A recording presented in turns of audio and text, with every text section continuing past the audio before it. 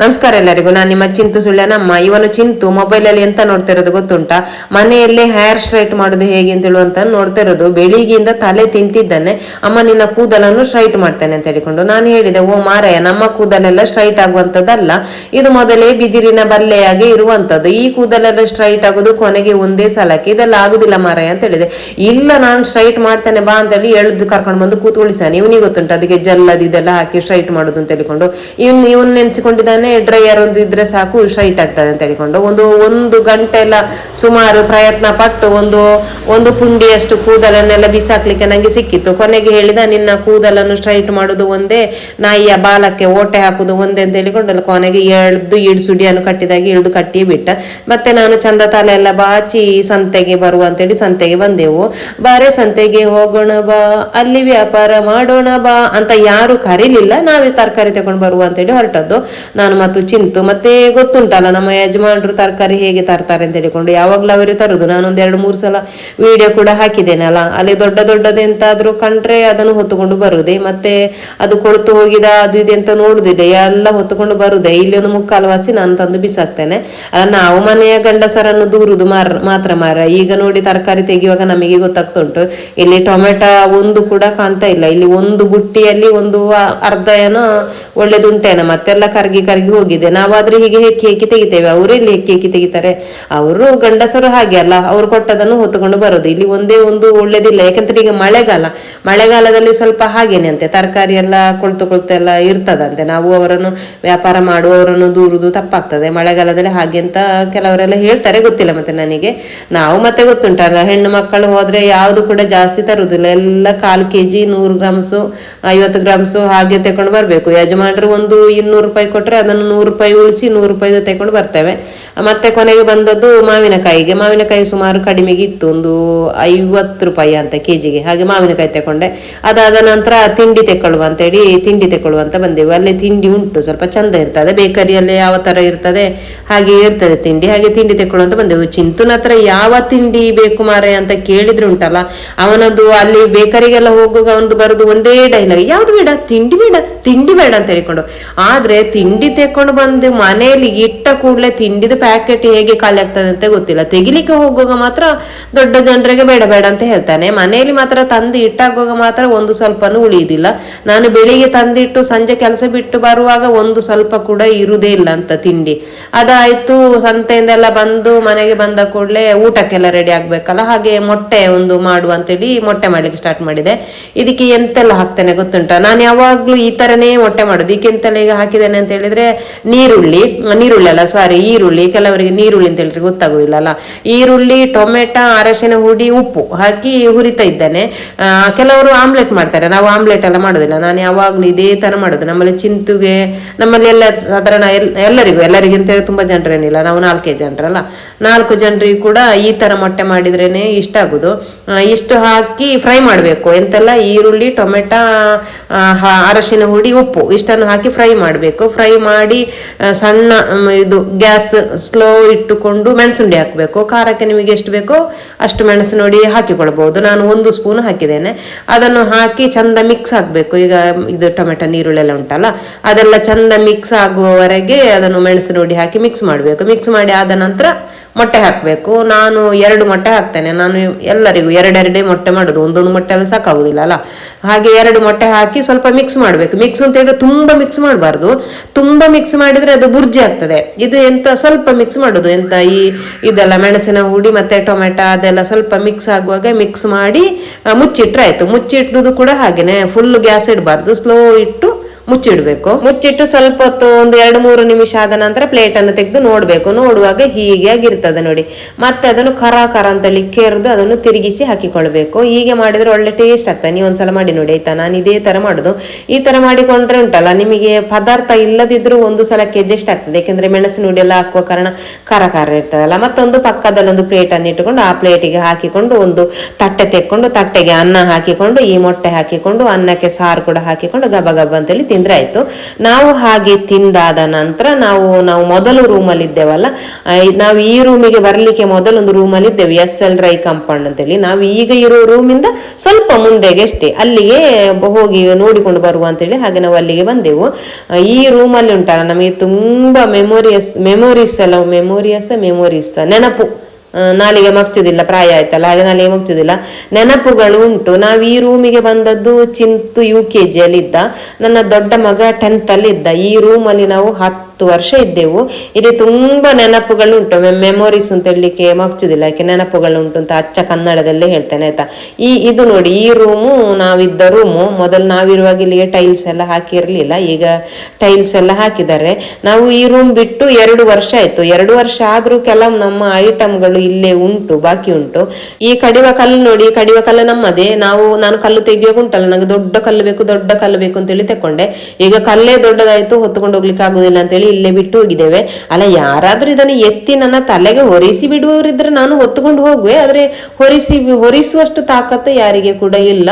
ಹಾಗೆ ಮತ್ತೆ ಮೇಲೆ ಬಂದೆವು. ಇಲ್ಲಿ ಚಿಂತು ನಿಂತುಕೊಂಡಿದ್ದಾನಲ್ಲ, ಅಲ್ಲಿ ನಾನು ಒಲೆ ಎಲ್ಲ ಹಾಕಿ ಅಲ್ಲಿ ನಾನು ನೀರು ಬಿಸಿ ಮಾಡುದು, ಮತ್ತೇನಾದ್ರೂ ಒಲೆಯಲ್ಲಿ ಏನಾದ್ರೂ ಮಾಡುವಂತ ಐಟಮ್ಗಳಿದ್ರೆ ನಾನು ಅಲ್ಲಿ ಮಾಡ್ತಿದ್ದೆ. ಮತ್ತೆ ನಂದೊಂದು ಆಗ ಯೂಟ್ಯೂಬ್ ಚಾನೆಲ್ ಇತ್ತು, ಅಡಿಗೆ ಮಾಡುದು, ರೆಸಿಪಿ ಎಲ್ಲ ಮಾಡುವ ಯೂಟ್ಯೂಬ್ ಚಾನೆಲ್ ಇತ್ತು. ಆಗ ಅಲ್ಲಿ ಕೂತ್ಕೊಂಡು ನಾನು ಇದೆಲ್ಲ ಮಾಡ್ತಿದ್ದದ್ದು, ಒಲೆ ಎಲ್ಲ ಹಾಕಿಕೊಂಡು ಅಡಿಗೆ ಎಲ್ಲ ಮಾಡ್ತಿದ್ದದ್ದು. ಮೇಲೆ ಇದು ಒಂದು ಸ್ಟ್ಯಾಂಡ್ ಕಾಣ್ತಾ ಉಂಟಲ್ಲ, ಇದು ನಮ್ಮ ಬಂಗಾರಿಗೆ ಮಾಡಿದಂತೇಳಿ, ನಾಯಿಗೂಡು ಮಾಡ್ಬೇಕು ಅಂತೇಳಿ ಮಾಡಿ ವೆಲ್ಡ್ ಎಲ್ಲ ಮಾಡಿ ತಂದಿಟ್ಟದ್ದು.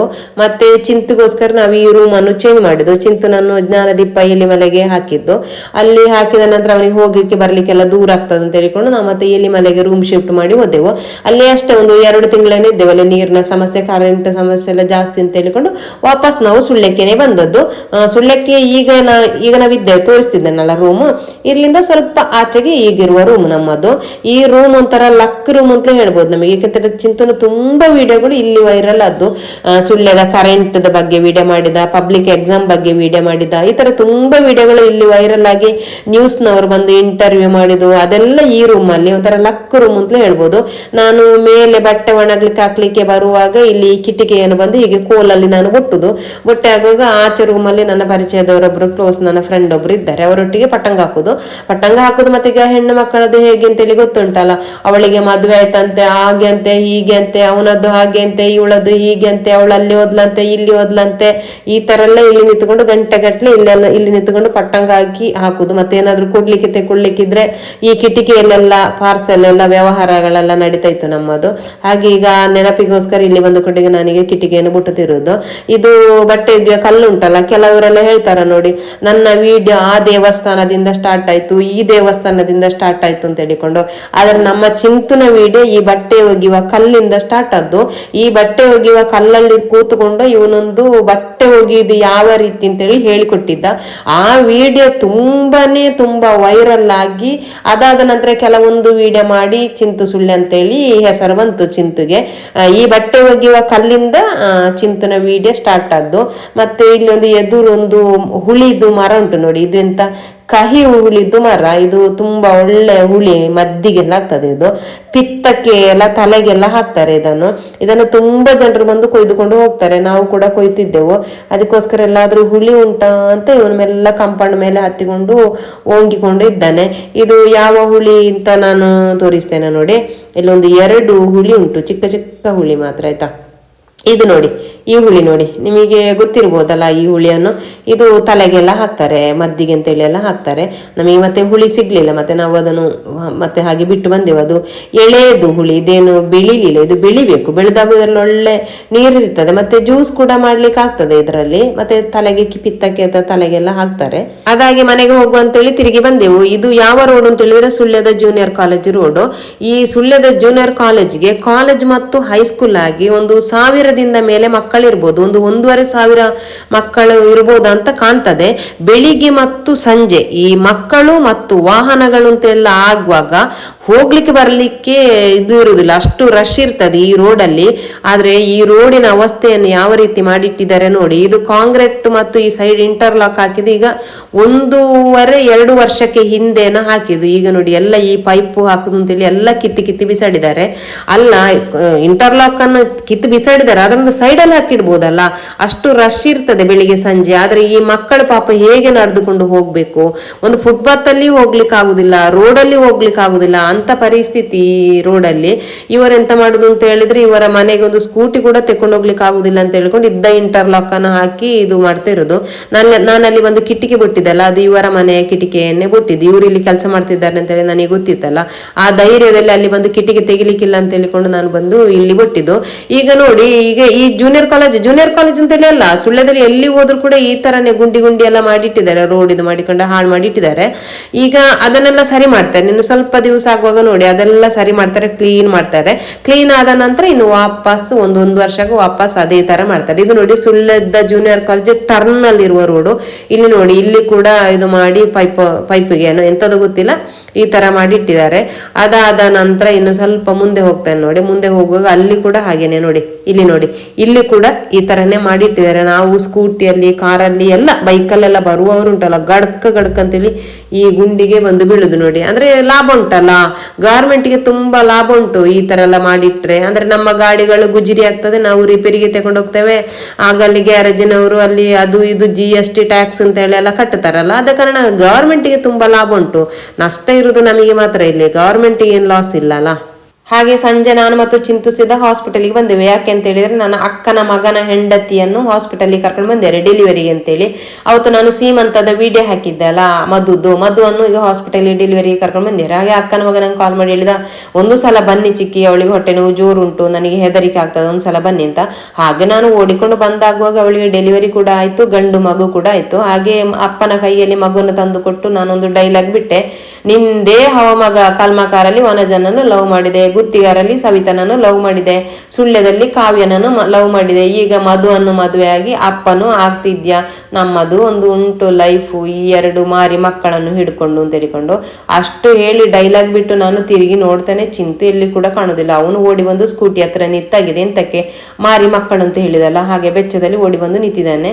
ಅದೆಲ್ಲ ಆದ ನಂತರ ರಾತ್ರಿ ಒಂದು 10-10:30 ಆಗಿದೆ ಕಾಣ್ತದೆ. ನಾವು ಮತ್ತೆ ಸೀದಾ ಮನೆಗೆ ಬಂದೆವು. ಮಧು ಮತ್ತು ಮಗು ಆರೋಗ್ಯವಾಗಿ ಇದ್ದಾರೆ, ಗಂಡು ಮಗು ಕೂಡ ಆಗಿದೆ. ಇಷ್ಟೇ ಆಯ್ತಾ ಇವತ್ತಿನ ವಿಡಿಯೋ. ಈ ವಿಡಿಯೋವನ್ನು ಇಲ್ಲಿಗೆ ನಿಲ್ಲಿಸ್ತಿದ್ದೇನೆ. ಈ ವಿಡಿಯೋ ಇಷ್ಟವಾದರೆ ಲೈಕ್ ಮಾಡಿ, ಶೇರ್ ಮಾಡಿ, ಮತ್ತೆ ಸಪೋರ್ಟ್ ಕೂಡ ಮಾಡಿ. ಮತ್ತೆ ಚಿಂತು ಸುಳ್ಯ ಯೂಟ್ಯೂಬ್ ಚಾನೆಲ್ ಉಂಟು, ಫೇಸ್ಬುಕ್ ಅಲ್ಲಿ ನೋಡುವವರು ಯೂಟ್ಯೂಬ್ ಅನ್ನು ಸಬ್ಸ್ಕ್ರೈಬ್ ಮಾಡಿ, ಯೂಟ್ಯೂಬ್ ಅಲ್ಲಿ ನೋಡುವವರು ಫೇಸ್ಬುಕ್ ಅನ್ನು ಫಾಲೋ ಮಾಡಿ. ಆಯ್ತಾ? ಬಾಯ್. ಇನ್ನೊಂದು ವಿಡಿಯೋದಲ್ಲಿ ಸಿಗುವ, ಅಲ್ಲಿ ತನಕ ಬಾಯ್.